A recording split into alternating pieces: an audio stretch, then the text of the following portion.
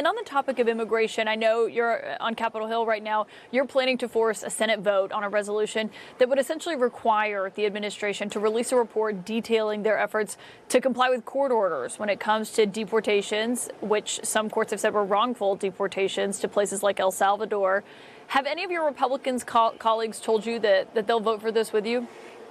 Not yet, but I'm expecting votes. As you might know, Caitlin, in the last couple of weeks, I've had a number of provisions on the floor, sort of challenging actions of the executive that I think are overreach, and I've been able to get some Republicans to vote with me on tariffs. I encouraged some Republicans to vote with me to counter the Hegseth nomination to be Secretary of Defense.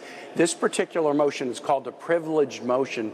Even one senator can file it and force a vote, even one in the minority, and it's basically this: if the president is going to pay taxpayer dollars to send people into Salvadoran prisons, then we should at least get a human rights report about conditions in those prisons. What we do with the report, we'll see, but we should at least see a fair report on conditions there. That will come up for a vote next week. And if the president proposes to use dollars to send people into prisons elsewhere in the world, I'm going to file the same human rights motion with respect to those countries as well. We heard from President Biden today, a rare appearance since he left office. He was on The View. I want you to listen to what he's had to say about what happened last November. Knowing what you know now, do you think you would have beat him? Yeah, he still got 7 million fewer votes. Yes. There you go. Okay. A lot of people didn't show up. Mm-hmm. Number one. Number two, they're very close in those toss-up states.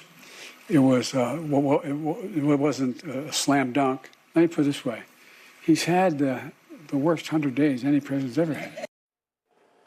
Do you agree with President Biden that he would have defeated Donald Trump in the election? You know, Caitlin, here's the way I look at this. I was on a ticket in 2016 and we lost. And, you know, I've thought about a lot of things might have gone differently if the FBI director hadn't publicly spoken in the last 10 days, or if Russians wouldn't have done this or that. But the important thing is not to rethink what happened. The important thing is to deal with the current reality. I do agree with President Biden that that President Trump has taken one of the strongest economies in the world in 100 days, essentially taken a chainsaw to it. And now there's red lights, warning signs, and question marks all over it.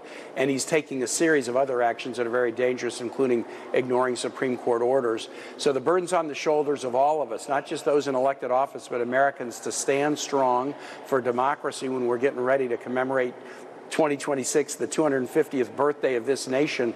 There's never been a more important time than to stand for democracy against overreaching executive power. As the Democrats are kind of doing some soul searching these days, do you think the former president's appearances are helpful to your party? You know, look, he has earned the right to say whatever he wants. Joe Biden, what an amazing and patriotic American, an amazing and public servant. He's earned the right to say what I want. We are doing soul searching, and I think, you know, again, in recent days in the Senate, I've been able to put some bills on the Senate floor that even some Republicans have stood up and said, yep, you're right. The Article 1 branch needs to check against executive overreach, and even Republicans are now joining me in those efforts. Democrats, we need to focus our efforts. One of the things that President Trump does is a million things every day, and then that can distract your attention.